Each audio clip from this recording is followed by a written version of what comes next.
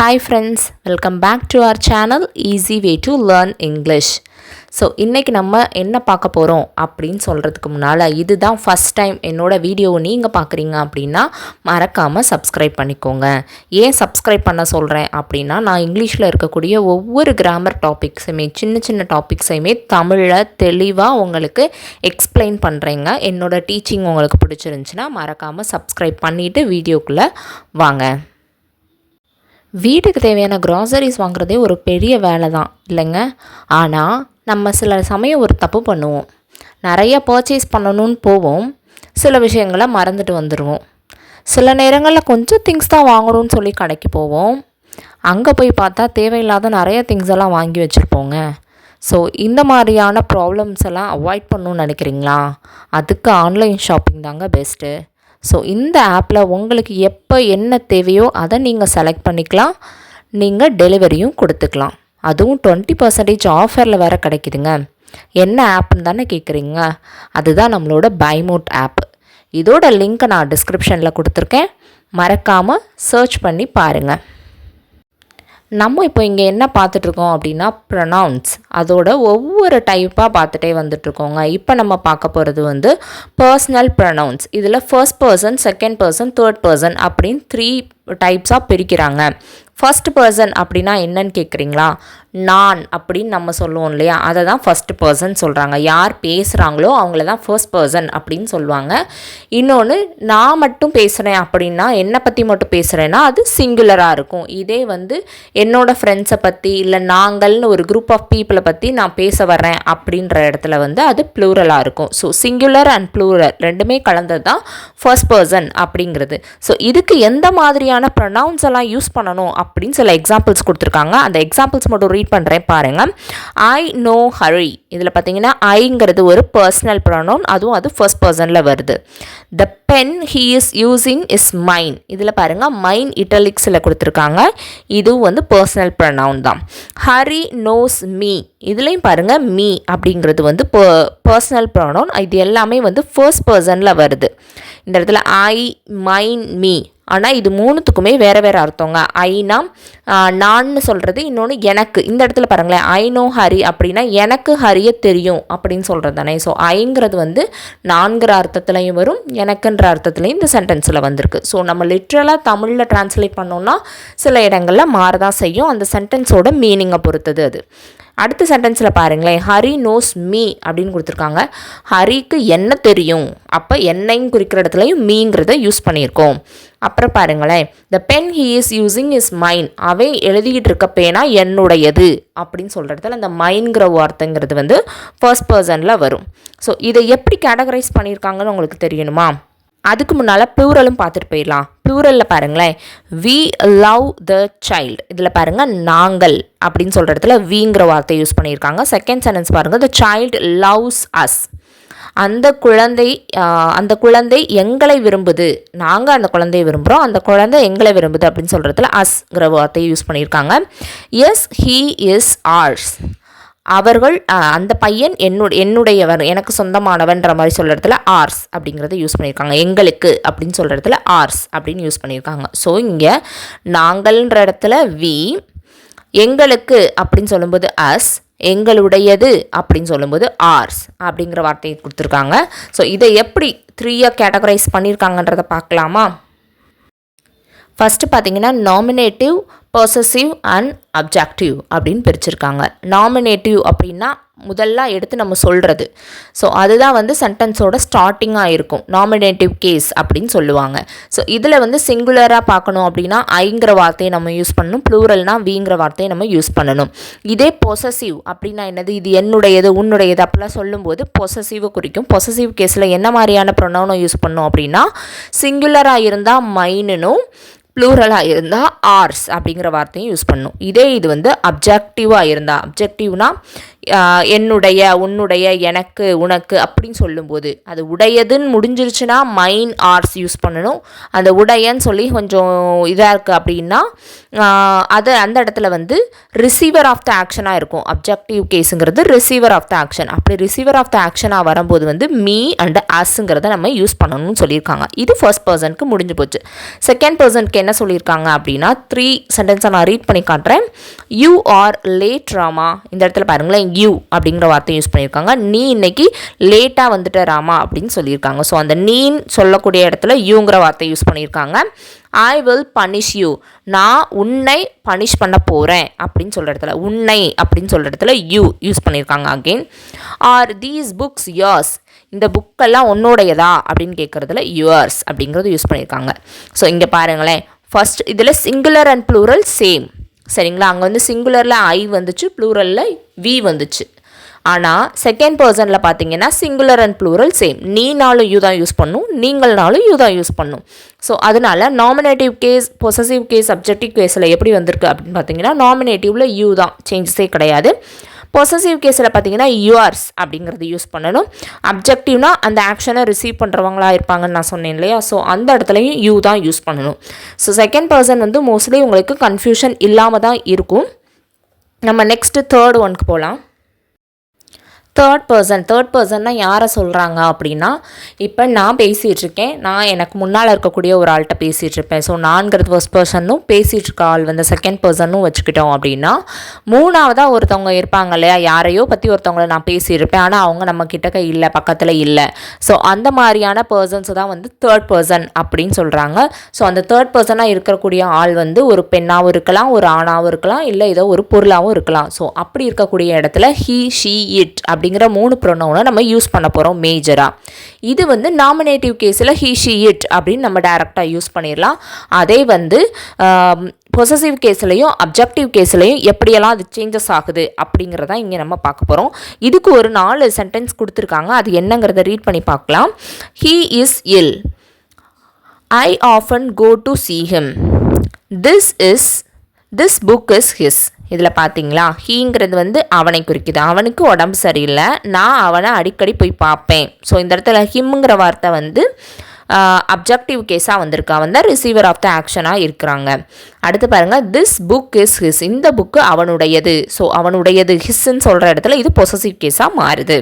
Next sentence பாருங்கள். She is ill. அவளுக்கு உடம்பு சரியில்லை. I often go to see her. ஹெர்ங்கிறது அவளை பார்க்க போவேன். ஸோ அந்த அவளைங்கிற இடத்துல வந்து ஹெர் யூஸ் பண்ணியிருக்காங்க. This book is hers. அவளுடையதுன்னு சொல்கிற இடத்துல ஹெர்ஸ் அப்படிங்கிறது யூஸ் பண்ணியிருக்காங்க. ஸோ இப்போ மீனிங் புரிஞ்சிருக்கும்னு நினைக்கிறேன். நெக்ஸ்ட் பாருங்களேன். It is of no use. இதால் ஒரு பயனும் இல்லை. ஸோ இதால் அப்படிங்கிறது எதுன்னு தெரில. ஸோ இது அது அப்படின்னு சொல்கிற இடத்துல வந்து இட் யூஸ் பண்ணியிருக்காங்க. Throw it away. அதை தூக்கி போட்டுரு. ஸோ இந்த இடத்துல இட்டுங்கிறது அப்ஜெக்டிவ் கேஸாக வந்திருக்கு. அப்பையும் வந்து இட்டில் எந்த சேஞ்சஸுமே கிடையாது. அதுக்கு பொசசிவ் கேஸ் இருக்கான்னு கேட்டிங்கன்னா பொசசிவ் கேஸே இல்லை. ஒரு தேர்ட் பர்சனுக்கு, அதாவது தேர்ட் பர்சன் அதுவும் வந்து ஒரு பொருளாக இருந்தால் அதுக்கு வந்து அப்ஜெக்டிவ் கேஸ் இல்லை, பொசசிவ் கேஸ் இல்லை. நெக்ஸ்ட் பாருங்களேன். They have just arrived. அவர்கள் இப்போ தான் வந்தாங்க. இப்போ வந்து ஹீ, ஷீ, இட் மூணுமே வந்து சிங்குலர். இதிலே ப்ளூரல் இருக்குது. ஸோ எப்படி ஃபஸ்ட் பர்சனில் வந்து ஐங்கிறது சிங்குலர், விங்கிறது ப்ளூரல் பார்த்தோமோ அதே மாதிரி தேர்ட் பர்சனில் பார்த்தீங்கன்னா ஹீ, ஷீ, இட் அப்படிங்கிறது சிங்குலராகவும், தே அப்படின்னா அவர்கள், யாரோ குரூப் ஆஃப் பீப்புளை பற்றி பேச போகிறோம் அப்படின்னா அவர்கள் அப்படிங்கிற வார்த்தையை நம்ம மென்ஷன் பண்ணுவோம். அதுக்கு இங்கிலீஷில் தேங்கிற வேர்டை நம்ம யூஸ் பண்ணணும். ஸோ அதுக்கு நம்ம யூஸ் பண்ணுறது ஃபஸ்ட்டு சப்ஜெக்டாக நாமினேட்டிவ் கேஸாக வந்தால் தேனும், அதே இது வந்து ரிசீவர் ஆஃப் த ஆக்ஷனாக இருக்காங்க அப்படின்னா தெயர் அப்படின்றத சொல்லணும். இங்கே பாருங்களேன். Their father asked them to go. அவர்களுடைய அப்பா அவர்களை போக சொன்னாங்க, வர சொன்னாங்க அப்படின்னு சொல்லியிருக்காங்க. ஸோ அவர்களை அப்படின்னு சொல்கிற இடத்துல தெம் அப்படிங்கிற வார்த்தையை யூஸ் பண்ணியிருக்காங்க. They have brought their books. அவர்களுடைய புத்தகங்களை கொண்டு வந்தாங்க. These books are all theirs. அவர்களுடையது அப்படின்னு சொல்லும்போது தேயர்ஸ் அப்படிங்கிற வார்த்தையை இங்கே யூஸ் பண்ணியிருக்காங்க. ஸோ இதோட டேப்லர் காலம் பார்த்தீங்கன்னா இன்னும் கொஞ்சம் கிளியராகவே புரிஞ்சிடும். ஸோ இங்கே பார்த்தீங்களா, நான் சொன்ன அதே டேப்லர் காலம்ங்க. Nominative, possessive and objective case கொடுத்துருக்காங்க. சிங்குலராக இருந்தால் ஹீ, அதே வந்து ஃபெமினைனாக இருந்தால் ஷீ, அதே நியூட்டர் ஜெண்டராக இருந்தால் இட். இதை வந்து ஆல் ஜெண்டர்ஸ், எல்லா ஜெண்டருக்குமே பொருந்தக்கூடியது அப்படின்னு பார்த்தீங்கன்னா தே யூஸ் பண்ணணும் ப்ளூரலாக இருக்கும்போது. சரிங்களா. இது வந்து பொசசிவ் கேஸாக மாறும்போது அது எப்படி மாறுது, ஹீங்கிறது ஹிஸ்ஸாகவும் ஷீ அப்படிங்கிறது ஹெர்ஸ் அப்படின்னு மாறுது. இட் அதுக்கு பொசசிவ் கேஸ் இல்லைன்னு நான் ஏற்கனவே சொல்லியிருந்தேன், அதனால் அங்கே பிளாங்காக விட்டுருக்காங்க. நெக்ஸ்ட் ஒன் பாருங்கள், தேங்கிறது பொசசிவ் கேஸில் தேயர்ஸ் அவர்களுடையது அப்படின்னு மாறும்.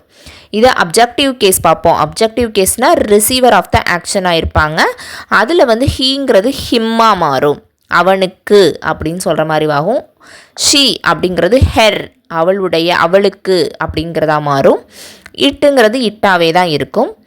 தே அப்படிங்கிறது தெம்மாக மாறும். ஸோ இந்த டேப்லர் காலம் உங்களுக்கு புரிஞ்சிருச்சுனாலே நீங்கள் பேசுகிறப்ப கரெக்டான ப்ரொனவுனை நீங்கள் யூஸ் பண்ணுவீங்க, first person and second person and third பர்சனுக்கு. ஸோ இதில் ஞாபகம் வச்சுக்கக்கூடிய ஒரு பாயிண்ட் என்ன அப்படின்னு கொடுத்துருக்காங்க அப்படின்னா, பொசசிவ் அப்ஜெக்டிவும் இருக்குது, பொசசிவ் ப்ரொனவுனும் இருக்குது. ஸோ இந்த பொசசிவ் ப்ரொனவுனுக்கும் பொசசிவ் அப்ஜெக்டிவ்க்கும் என்ன வித்தியாசம் அப்படின்னு நீங்கள் தெரிஞ்சுக்கிட்டிங்கன்னா அது உங்களுக்கு ஈஸியாகவே புரியும். இப்போ ஒரு எக்ஸாம்பிளுக்கு சொல்கிறேன். திஸ் இஸ் மை பென் அப்படின்னு இருக்குன்னா, இந்த மை பென்னில் மைங்கிறது வந்து பொசசிவ் அப்ஜெக்டிவ்ங்க.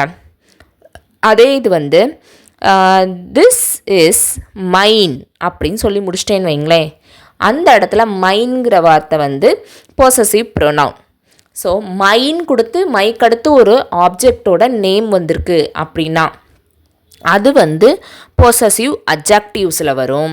அதே இது மைனுன்னு சொல்லி நான் முடிச்சிட்டேன் அப்படின்னா அது வந்து பொசசிவ் ப்ரொனவுன்ஸில் வரும். ஸோ இந்த பாயிண்ட்டை மைண்டில் வச்சுட்டிங்கன்னா இந்த இது வந்து உங்களுக்கு கன்ஃபியூஷன் வராது. நம்ம ப்ரொனவுனில் இருக்கக்கூடிய எல்லாத்தையுமே கம்ப்ளீட் பண்ணிட்டோங்க. உங்களுக்கு எதனா டவுட்ஸ் இருந்தால் இதுக்கு முன்னால் போஸ்ட் பண்ண வீடியோஸை நீங்கள் ரெஃபர் பண்ணிக்கோங்க. ஸோ நவுன்னா என்னன்னு பார்த்துட்டோம், ப்ரொனவுன்னா என்னன்னு பார்த்துட்டோம். இப்போ கடைசியாக எக்ஸசைஸ் 6 ஒன்று கொடுத்துருக்காங்க. அது என்ன கொடுத்துருக்காங்கன்றதை பார்க்கலாம்.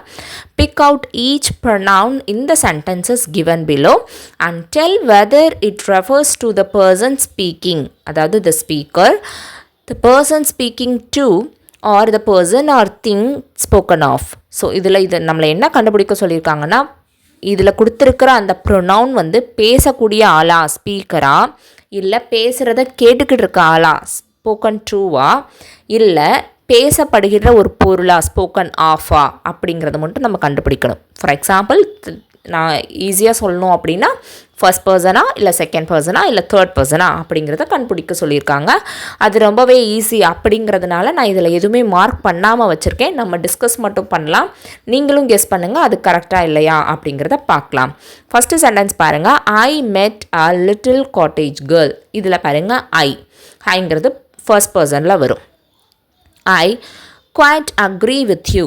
இதில் பாருங்கள் ஐ கொடுத்துருக்காங்க, இது ஃபர்ஸ்ட் பர்சனில் வரும். யூ கொடுத்துருக்காங்க, இது செகண்ட் பர்சனில் வரும். We like cricket better than football. இதில் பாருங்கள் வி கொடுத்துருக்காங்க, இது வந்து ஃபர்ஸ்ட் பர்சன், அதுவும் ப்ளூரலில் வரும். Slowly and sadly we let him down. இதில் பாருங்கள் வி அப்படிங்கிறது ஃபர்ஸ்ட் பர்சன், அதுவும் ப்ளூரல். ஹிம் அப்படிங்கிறது தேர்ட் பர்சன், அது வந்து ஆப்ஜெக்டில் வருது, அப்ஜெக்டிவ் கேஸில் வருது. நெக்ஸ்ட் பாருங்களேன். let us go out for a walk.